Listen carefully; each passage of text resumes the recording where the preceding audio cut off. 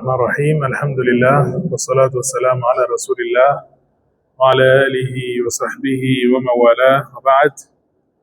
إن شاء الله tuendelea na darasa yetu ya sira. Tumefika katika ghazwatu Khaybar na leo tuendelea tulikokomea wiki iliyopita. Qudumu muhajiri al-Habasha wa Abi Huraira wa Abana bin Sa'id. Wale waliohama wakaenda Habash wakawa ni wenye kurudi katika mji wa Madina, wakiwemo Abu Huraira na Aban bin Sa'id. Waliporudi wale waliohama kwenda Habash, wamerudi pamoja na Amri bin Umayya ad-Damri. Huyu ni yule aliyopewa barua ampelekee An-Najashi. Alipewa barua na Mtume sallallahu alaihi wasallam ampelekee Najashi. Najashi alimkirimu na akawa ni mwenye kumrudisha pamoja na wale waliohama wakaenda Habash. Hawa waliorudi, kuna wengine walielekea Khaybar ambao ni watu 16.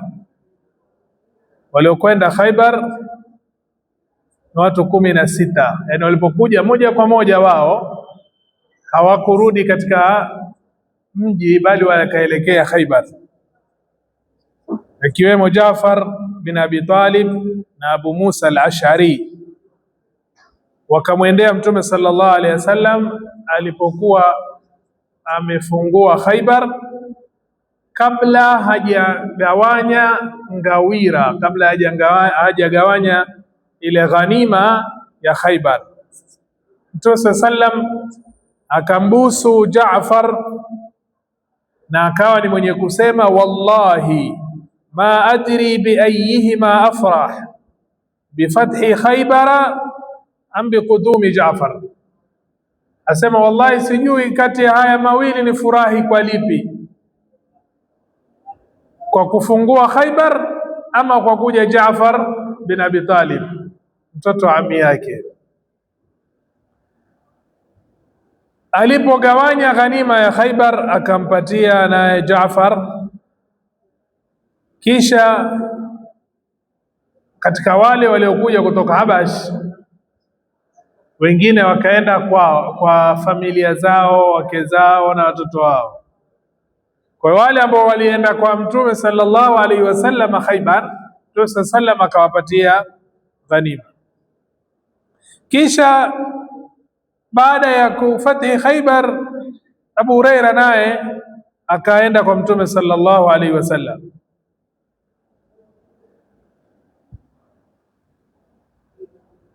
Mtume sallallahu alaihi wasallam akampatia katika ghanima za Khaybar. Kisha akaja Aban bin Sa'id, huwa alikuwa ametoka na kikosi kuelekea sehemu za Najdi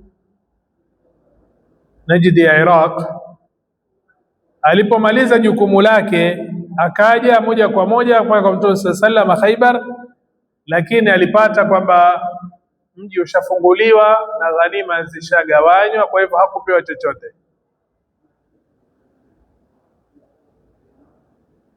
Mayahudi wa Khaybar walipopata amani, wakaja na mswada mpya kabla hawajatolewa katika mji wa Khaybar. Walisema, ya Muhammad, da'ana fi hadhihi al-ard nuslihuha wa naqumu alaiha. Tuache katika ardhi hii, tutarekebisha, tutalima, tutasimamia. Fanahnu a'lamu biha minkum, kwa sababu sisi tufahamu zaidi ardhi hii ya Khaybar kuliko nyinyi. Kisha kitakachozalika katika tende na matunda, basi nusu utatupatia sisi. Mtume sallallahu akaridhia na akakubaliana nao kwamba atawatoa atakapo, matashaa, lakini wabaki waendelee kulima na kutengeneza katika ile ardhi ya Khaybar.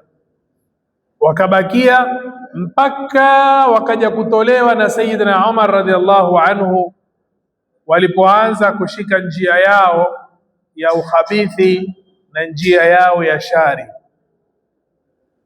Sababu Mayahudi wanajulikana ni watu wa makri na khadia na naqd al-uhud, ni watu wenye vitimbi na hadaa na kuvunja mikataba. Wakaachwa waendelee kurekebisha ardhi. Baada ya utulivu kurudi na hofu ikaondoka, Mayahudi wakarudia khubthi yao, wakarudia ufisadi wao, wakapanga njama kumuua Mtume sallallahu alaihi wasallam. Wakamletea zawadi Mtume sallallahu alaihi wasallama shatan masmuma, mbuzi ambayo kwamba wamemetia sumu kupitia mwanamke Imraati Salam bin Miksham, mmoja katika wakubwa wao, mke wake. Na huyu alikuwa amejua ya kwamba Mtume sallallahu alaihi wasallam yujibuhu dhiraa, alikuwa akipenda sana sehemu ya mkono kwa hiyo akatia sumu nyingi katika mkono wa mbuzi. Mtume sallallahu alaihi wasallama akawa ni mwenye kuchukua ile nyama, na baadhi ya riwayati yasema kwamba nyama ilisema ya kwamba mimi nimetiwa sumu, usinile. Kwa hiyo Mtume sallallahu alaihi wasallam akawaambia, innaha shatun masmuma, huyu mbuzi ametiwa sumu. Akamuuliza yule mwanamke, na Mayahudi wakakubali jarima yao na uovu wao waliofanya. Alimwomba Mtume sallallahu alaihi wasallam wabaki, lakini kisha baada ya kubakia wakaanza vitimbi vyao kama ada yao. Wasema, qulna in kana malikan nastarihu minhu, tulisema kwamba ikiwa ni mfalme basi tutapumzika naye, wa in kana nabiyan la yadhurruhu, lakini ikiwa ni mtume kweli basi hii sumu haitomdhuru. Waliposema neno haya, Mtume sallallahu alaihi wasallam akawasamehe na akamsamehe na yule mwanamke. Kisha Bishr bin al-Bara bin Ma'rur akawa ni mwenye kufa kutokana na ile sumu ambayo kwamba alikula katika mbuzi yule. Mtume sallallahu alaihi wasallam akaamrisha yule mwanamke auliwe qisasan kwa sababu ya kufa huyu mmoja katika masahaba wa Mtume sallallahu alaihi wasallam. Kisha baada ya tukio hili kufatihiwa Khaybar na Mayahudi kurudia vitimbi vyao na kutaka kumuua Mtume sallallahu alaihi wasallam na kumtilia sumu Mtume sallallahu alaihi wasallam, likaja tukio la Fadak. Fadak ni qarya, ni kijiji au kitongoji mashariki mwa Khaybar, umbali wa siku mbili. Mtume sallallahu alaihi wasallam alikuwa amemtuma Muhaisa bin Mas'ud kwenda kwa Mayahudi wa Fadak baada ya kufika Khaybar, ili awalinganie Mayahudi hawa waingie katika Uislamu. Hawa wakasita na wakachelewa. Waliposikia Khaybar imefunguliwa, wakaingiwa na uoga na hofu, wakataka Mtume sallallahu alaihi wasallam aamiliane nao kama watu wa Khaibar, ya kwamba wabaki katika ardhi ile waendelee kulima na nusu itakuwa ni yake na nusu ni yao. Mtume sallallahu alaihi wasallam akakubali, na kwa kuwa ardhi hii haikukupiganwa wala hakukuwa na vita vyovyote ambavyo walishiriki Waislamu, ikawa ardhi hii ni khalisatan li Rasulillah sallallahu alaihi wasallam, ikawa ni ya Mtume, kiongozi wa dola, Mtume sallallahu alaihi wasallam. Kwa hiyo Mtume sallallahu alaihi wasallam akawa anatumia kinachopatikana katika ardhi hii ya Fadak, akitoa katika matumizi yake, na vile vile wale ambao kwamba wako ni wadogo wako chini yake katika Bani Hashim, na wengine ambao kwamba hawana wake anawaozesha kupitia mali ambao kwamba inapatikana kutoka katika ardhi ya Fadak. Kwa hiyo Fadak ikawa ni khalisatan li Rasulillahi sallallahu alayhi wasallam, Waislamu wengine hawakushirikishwa. Na Mtume sallallahu alaihi wasallam alipo ikawa ardhi hii wanapata katika mali hii familia yake, watoto wake na watu wake wa karibu, na katika Banu Hashim. Lakini alipokufa, na hii si katika mwendelezo wa hii sira, kwa sababu ni matukio baada ya Mtume sallallahu alaihi wasallam kufa.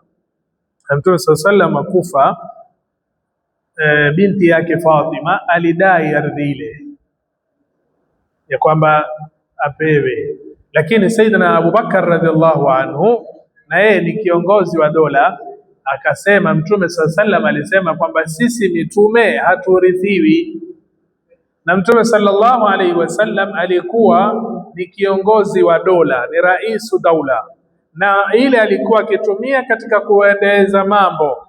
Kwa maana hiyo itabaki katika mikono ya khalifa, na yeye ndiye ambaye kwamba ataendeleza katika mali ile inayopatikana. Na ikaendelea wakati wa Sayyidina Umar radhiallahu anhu hali kadhalika, na ndiyo baadhi zikaja shubahat ya kwamba Sayyidina Bakar alimnyima mama Fatima na nini, lakini huo ndo uhalisia wake, ya kwamba ardhi hii ilikuwa ni ardhi ambayo iko chini ya daula, na Mtume sallam kama raisu daula alipokufa, akaja Sayyidina Bakar ambaye ni khalifa wa Mtume sallallahu alaihi wasallama, akawa ni mwenye kusema kwamba hii itaingia katika mkono ya dola, na Sayyidina Umar radhiallahu akaendeleza. Na baadhi ya riwaya zasema katika zama za Abbasiya kuna baadhi ya makhalifa walirudisha ile mali ikawa yarudi kwa Banu Hashim na mfano wake. Kwa hiyo hii ndo ikawa tukio la ardhi ya Fadak. Kisha baada ya matukio haya Mtume sallallahu alaihi wasallam akaenda Wadi al-Qura, sehemu inayojulikana kwa Wadi al-Qura, akawalingania watu wake ambao ni Mayahudi waingie katika Uislamu. Hawako uslimu na hawako salim amri, wakatoka wakitaka kupigana. Akajitokeza mmoja mubaraza challenge ile, akauawa na Zubair bin al-Awwam. Kisha akatoka mwingine akauawa na Zubair bin al-Awwam. Kisha akatoka mwingine watatu akauawa na Sayyidina Ali. Kisha kutila minhu 11 rajulan, wakauawa 11. Kullama kutila minhum rajulun, kila anapouawa mmoja katika wao alikuwa akilinganiwa katika Uislamu, na walikuwa wakitoa mtu mwingine katika mubaraza. Kwa hiyo ilipofika siku ya pili, iliendelea hivyo mpaka siku ya pili, wakawa ni wenye kushindwa na Waislamu wakapata ghanima nyingi. Kisha wakataka kuamiliwa muamala wa Khaibar, watu wa Khaibar wakakubaliwa hilo. Kisha kuna Mayahudi wa Taima, ikafikiwa habari ya Khaybar na Fadak na Wadi al-Qura, wakakubali sulhu na watoe jizya. Basi wakatoa jizya na wakaendelea kubaki katika miji yao amani. Na tulisema kwamba Sufayya bint Huyay bin Akhtab aliingia katika Sabaya, akachukuliwa na Dihya bin Khalifa al-Kalbi kwa idhini ya Mtume sallallahu alaihi wasallam, katika wale wanawake ambao walitekwa nyara katika vita vile. Masahaba wakamwambia Mtume sallallahu alaihi wasallam, innaha la tasluhu illa laka, huyu hasulu illa kwako wewe Mtume sallallahu alaihi wasallam. Innaha sayyidatu Quraidha wan Nadhir, huyu mama ni anaheshimika, ni sayyida wa Bani Quraidha na Bani Nadhir. Kwa hivyo hasuluhu mpe mmoja katika sahaba wako, hasuluhu awe wako wewe. Na ukiangalia Mtume sallallahu alaihi wasallam katika kuoa kwake baada ya mama Khadija, ndoa zake zote Mtume sallallahu alaihi wasallam zilikuwa ni ndoa za kisiasa, sababu yeye alikuwa ni kiongozi na alikuwa akifanya namna ya kujikurubisha na watu na kuweka karibu, si kwa sababu ya shahwa ama matamanio, kwa sababu alikuwa baada ya kufa mama Khadija umri wake alikuwa ni mkubwa. Mtume sallallahu alaihi wasallam umri ya miaka, amepata utume akiwa na miaka 40, kisha akakaa na mama Khadija na takriban kama sijakosea miaka 50 baada ya kufa mama Khadija. Kwa hiyo si kwamba hata ilikuwa ni matamanio. Ukisikia mtu ameoa huku, ameoa hivi, ameoa, yote ni kwa sababu na dhurufu za kiongozi. Na ziliwahi kutokea hata kwa makhalifa wa kima Uthmani, walikuwa wanaoa mmoja katika watoto wa Uthman, muassis wa dola Uthmania, alioa mpaka katika mabizanta hawa, katika watoto wa kifalme, kwa ajili ya kuleta ukaribu. Kwa ukiangalia Mtume sallallahu alaihi wasallam alimuoa binti Abi Bakar. Mtume sallallahu alaihi wasallam, Abubakar ni khalifa mtume mkuu, akaoa binti ya Umar, ambaye Umar na Sayyidina Abubakar wote hawa ni mawaziri wa Mtume sallallahu alaihi wasallam. Mtume sallallahu alaihi wasallam asema waziri wangu na Abubakar na Umar. Kisha Mtume akamuozesha binti yake au mabinti wawili, Sayyidina Uthman akaozesha Sayyidina Ali binti yake, na wote makhalifa. Kwa hiyo ukiangalia matukio masala ya ndoa ambazo Mtume sallallahu alaihi wasallam alikuwa nazo, zilikuwa ndoa nyingi ambazo kwamba ilikuwa ni za kisiasa, ni ndoa ambazo kwamba ilikuwa ni kuwaleta watu karibu. Sasa huyu ni Sayyida Quraidha na Nadhir, masahaba wenyewe akasema la tasluhu illa laka ya Rasulullah. Kwa hiyo akalinganiwa Uislamu, akasilimu, akaachwa huru na akaolewa, na ikawa mahari yake ni kuachwa huru.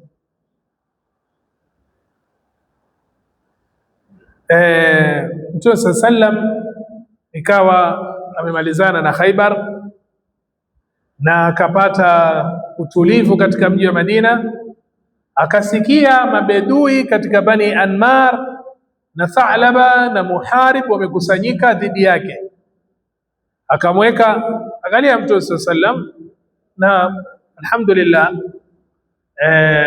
darsa hii ya sira tulianza Rabiul Awwal mwaka jana, na tuelekea katika kumaliza, na tuko katika mwezi ambao ni mwezi wa mfungo sita. Mtume sallallahu alaihi wasallam amezaliwa.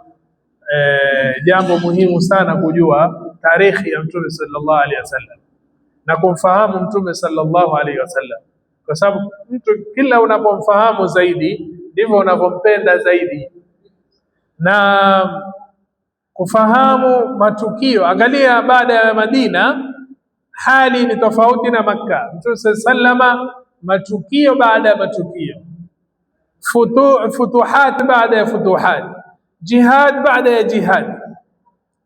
Akitoka Khaybar akasikia kwamba kuna mabadwi wa Bani Anmar wamekusanyika na Thalaba na Muharib, akamweka Uthman bin Affan kusimamia Madina, akatoka na masahaba 700 akaenda sehemu inaitwa Nakhl, umbali wa siku 2 kutoka Madina. Akakutana na kundi la Ghatafan, wakakaribiana makundi haya mawili, wakatishana, lakini hakukutokea vita.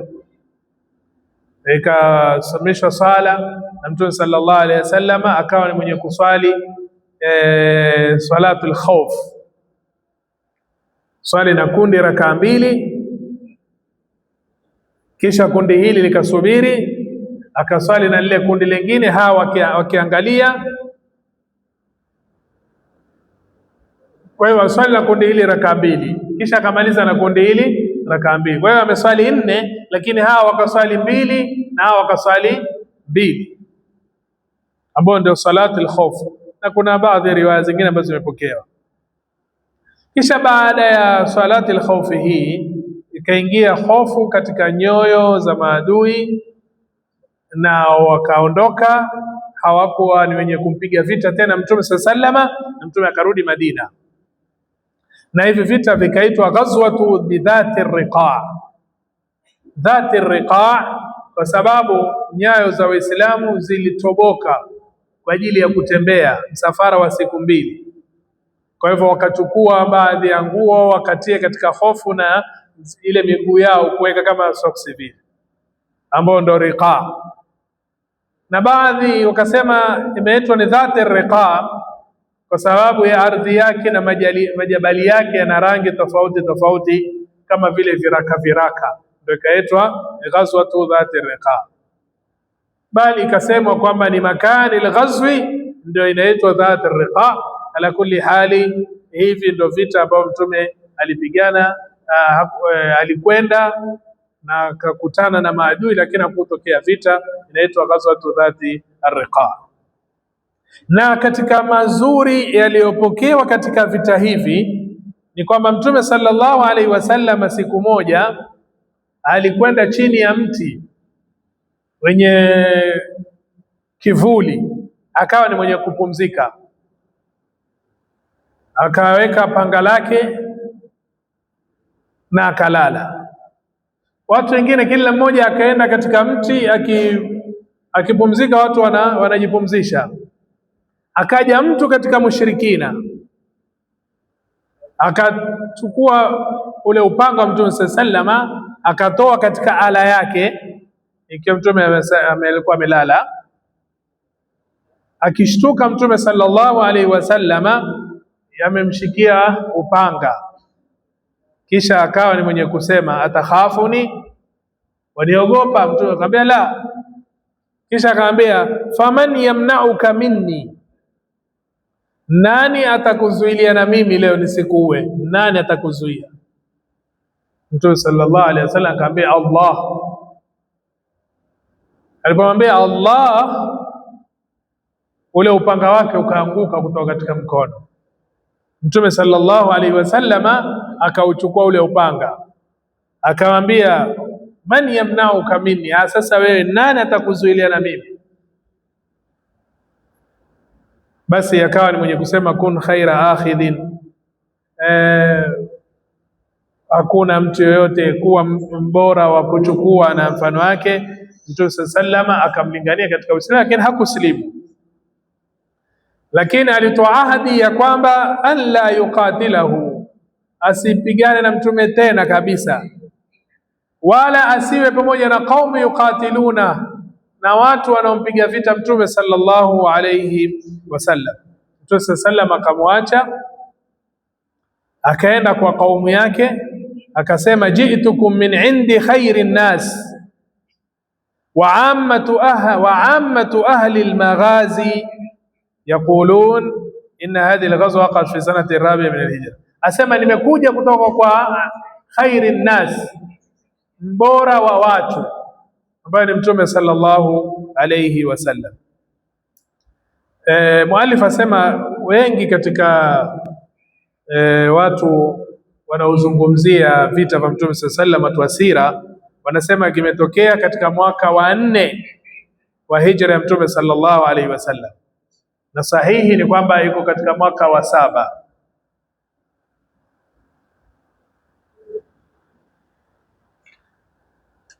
Tukimalizia darasa yetu leo,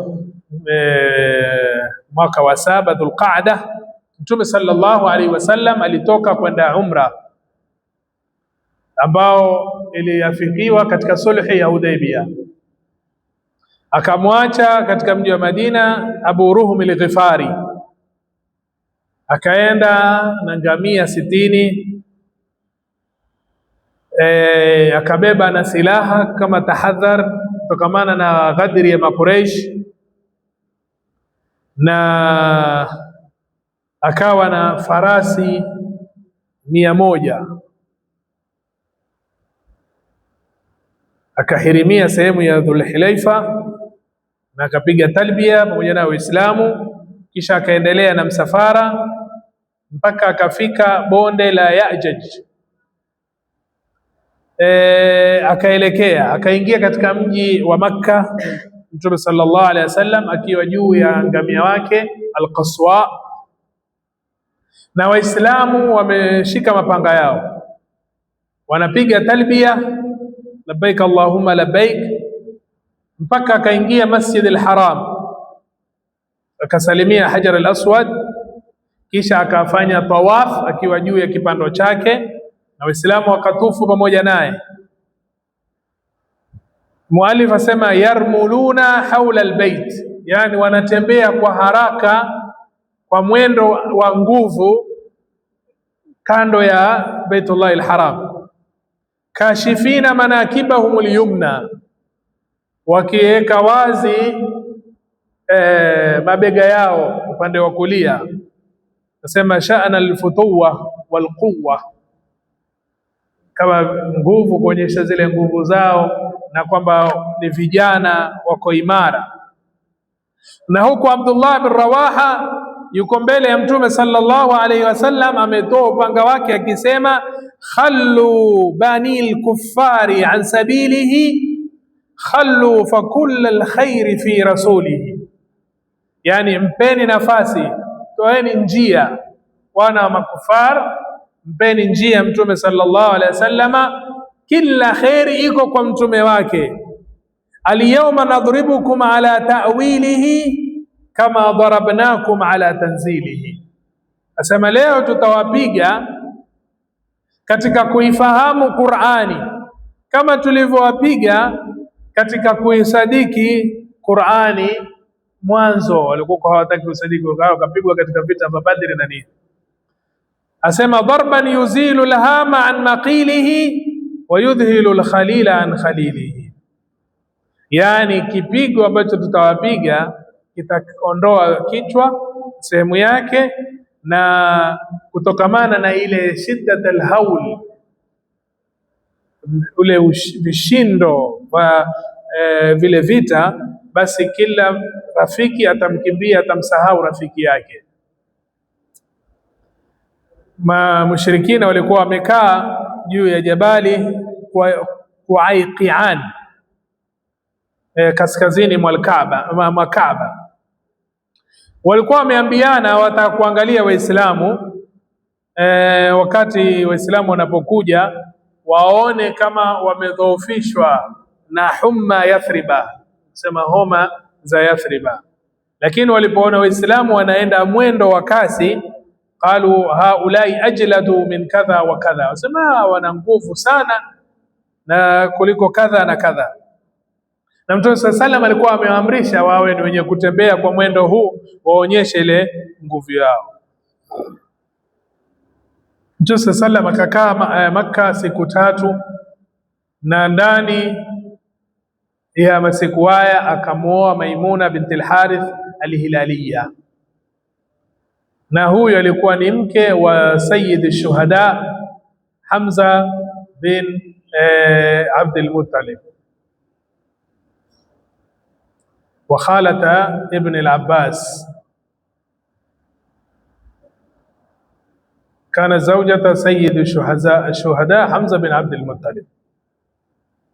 Ala kulli hal, Mtume sallallahu alaihi wasallama asubuhi ya siku ya 4 aliondoka Makka akirudi Madina, na baada ya kurudi kutoka katika umra al-qadha akatuma vikosi kadhaa tofauti tofauti kuelekea Mu'ta na Dhati Salasil. Mwenyezi Mungu Subhanahu wa Ta'ala akitujalia tutakuja kueleza matukio haya ambayo kwamba yatafuata. Kwa Mwenyezi Mungu Subhanahu wa Ta'ala, kwa haya machache na mengi, tujalie min alladhina yastami'una qawla fayattabi'una ahsana. Rabbana taqabbal minna innaka antas samiul alim wa tub alayna innaka antat tawwabur rahim. Subhanakallah bihamdik, ashhadu an la ilaha illa anta, nastaghfiruka wa atubu ilaik. Subhana rabbika rabbil izzati amma yasifun wa salamun ala mursalin walhamdulillahi rabbil alamin. Jazakumullahu khairan. Muhammad, mwisho umelala mwisho. Naam. Alaykum salaam. Alhamdulillah, taqabbal Allah.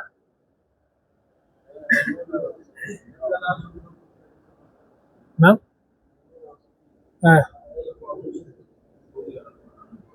Sijui. Wakati gani?